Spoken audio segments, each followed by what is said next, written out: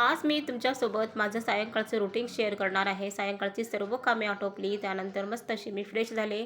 त्यानंतर सर्वांसाठी चहा-पाणी बनवलं. आईची तब्येत थोडीशी डाऊनच आहे. आम्ही सर्वांनी मिळून पण चहा आणि टोस्ट घेतला. गच्चीवर गेले. थोडासा फेरफटका मारावा म्हणलं. बेलाचं झाड होतं. त्या बेलाच्या झाडांना पाणी घातलं आणि सायंकाळचा व्ह्यू जो होता गच्चीवरचा तो एवढा भारी व्ह्यू होता. खूप छान मस्त असं वातावरण वाटत होतं.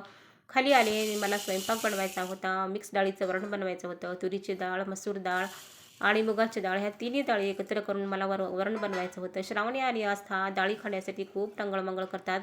त्या माध्यमातून अशा प्रकारचं जर मी वरण बनवलं ना, मग ते खातात कसं तरी आणि त्यांच्या पोटात पण जातात आणि या माध्यमातून प्रोटीन्स वगैरे त्यांना मिळतं.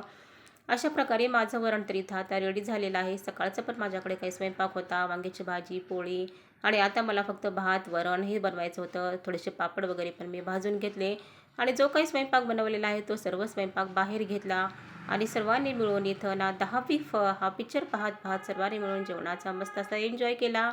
चला भेटूया नेक्स्ट व्लॉगमध्ये. तोपर्यंत सर्वांना बाय.